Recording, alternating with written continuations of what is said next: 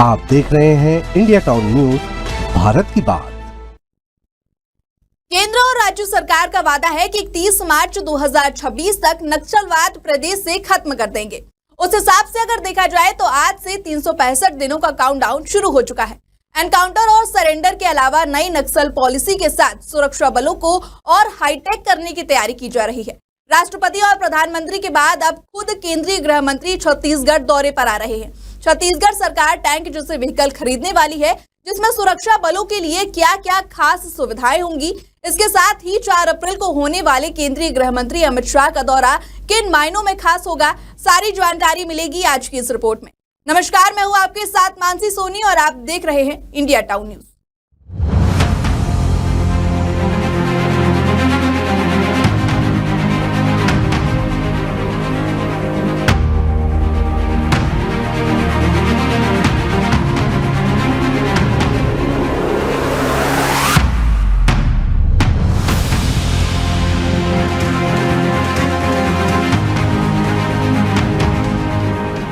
प्रदेश सरकार द्वारा तय की गई डेडलाइन तक नक्सलियों के खात्मे के लिए एंटी नक्सल पॉलिसी बनाई जा रही है।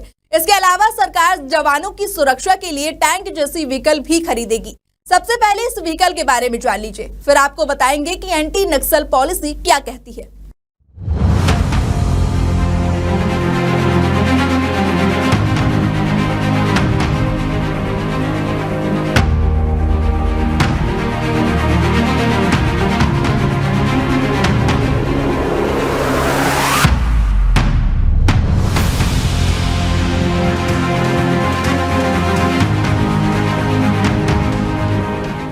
प्रदेश में एंटी नक्सल ऑपरेशन में फोर्स को मजबूत करने के लिए सरकार WHAP यानी कि व्हील्ड आर्ट प्लेटफॉर्म व्हीकल खरीदेगी।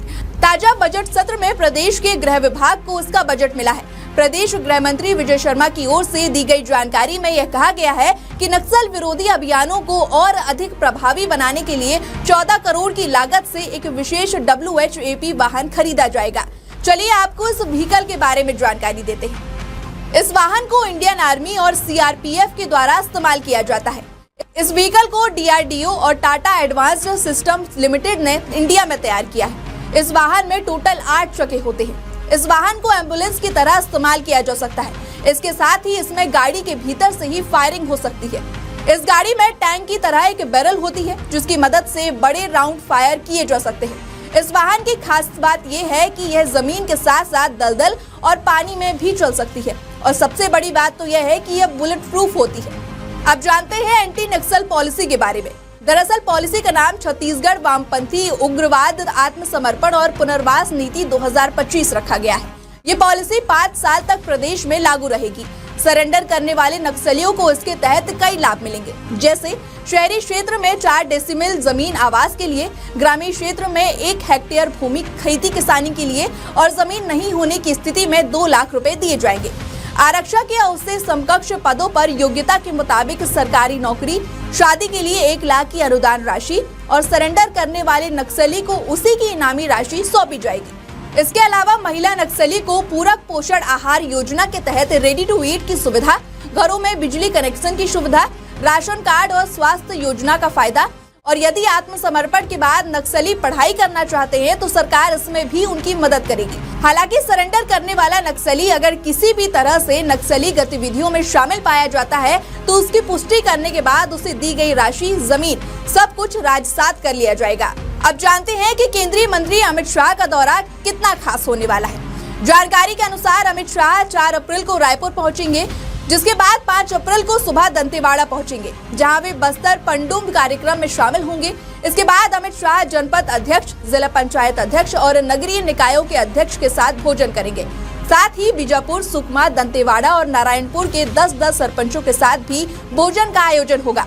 इसके बाद 5 अप्रैल को मंत्री अमित शाह नक्सल ऑपरेशन में कमांडर के साथ बैठक करेंगे।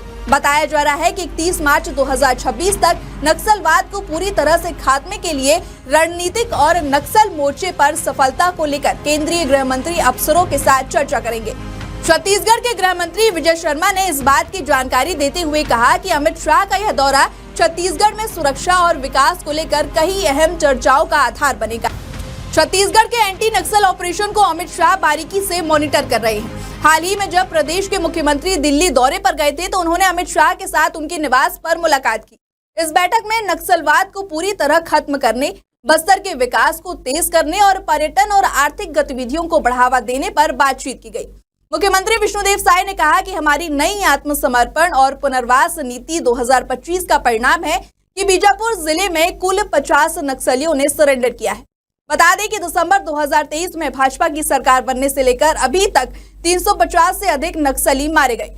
नक्सलवाद के कुचक्र में फंसे लोग अब बंदूक छोड़कर फिर से समाज की मुख्य धारा से जुड़ रहे हैं।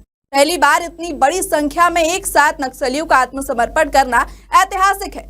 अगर यूं ही सफलता मिलती रही तो मार्च 2026 तक वामपंथी उग्रवाद का खात्मा तय है। फिलहाल अभी के लिए मुझे दीजिए इजाजत। देश और प्रदेश की तमाम खबरों के लिए देखते रहिए इंडिया टाउन न्यूज। नमस्कार।